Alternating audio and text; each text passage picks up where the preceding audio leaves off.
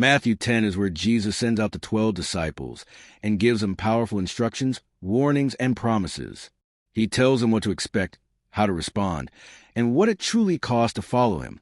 This chapter is bold, challenging, and full of truth. I'm glad you're here. Let's dive right in. Welcome back to our verse-by-verse study through the Gospel of Matthew. Today we come to Matthew chapter 10, where Jesus commissions the 12 apostles and teaches them about the mission, the message, and the inevitable cost of following him.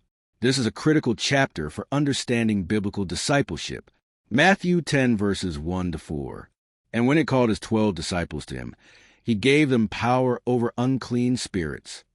Jesus calls, equips, and names the 12. These are not theological elites, but ordinary men called to an extraordinary purpose.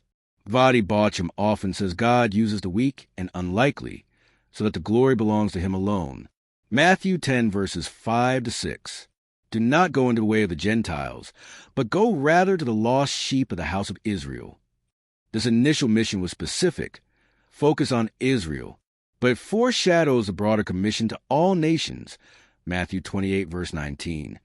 God's redemptive plan begins with covenant Israel, but it doesn't end there. Matthew 10 verses 7 to 8, the message and ministry. And as you go, preach, saying, the kingdom of heaven is at hand. Heal the sick, cleanse the lepers. The message is urgent. The kingdom is near. The miracles validated their authority, but the priority was the message of the king. Matthew 10 verses 9 to 15. Depend on God, not gold. Provide neither gold nor silver, for a worker is worthy of his food. The disciples were to trust God to provide through those who receive them.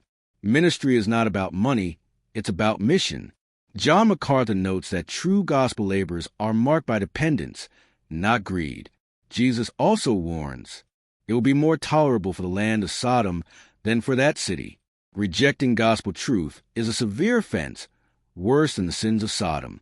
The greatest judgment falls not on the ignorant, but on those who heard and refused. Matthew 10 verse 16, sheep among wolves. Behold, I send you out as sheep in the midst of wolves. Therefore be wise as serpents and harmless as doves. This is not a call to naivety, but to wisdom and purity. Vadi Baucham emphasizes that Christianity is not safe. It's sacrificial. Expect hostility. Matthew 10 verses 17 to 22, persecution for the faithful. They will deliver you up to councils. You will be hated by all for my name's sake. Jesus doesn't promise ease. He promises conflict. The world that hated him will hate his followers, but he who endures to the end will be saved. This endurance is not how we earn salvation. It's how true salvation is proven. Matthew 10 verses 26 to 33. Fear God, not man. Do not fear those who kill the body, but cannot kill the soul, but rather fear him who is able to destroy both soul and body in hell. This is a call to fear God rightly. Faithfulness to Christ requires courage. Even in persecution, God values his people. The very hairs of your head are all numbered. Matthew 10 verses 34 to 39, not peace, but a sword. I did not come to bring peace, but a sword. A man's enemies will be those of his own household.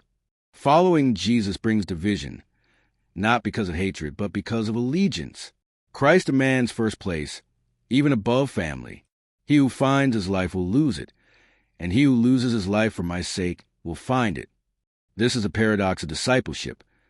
True life is found through death to self. Matthew 10 verses 40 to 42, rewards for receiving Christ's messengers. He who receives you receives me. Whoever gives one of these little ones only a cup of cold water shall by no means lose his reward. Even the smallest act of kindness to Christ's servants matters to God. The gospel changes how we live and give. Conclusion and application. Matthew 10 teaches us. Jesus calls and equips his people for mission. Faithfulness will bring persecution, but God sees and rewards. True discipleship demands total allegiance to Christ. Ask yourself, am I living on mission or in fear? Do I fear God more than man? Have I taken up my cross? Or am I clinging to comfort? Thank you for watching. Like, share, and subscribe for more verse-by-verse Bible teachings. Family, Thank you for reading Matthew 10 with me today. If something spoke to your heart, share it in the comments. May God bless you, give you courage, and guide your steps. I'll see you tomorrow.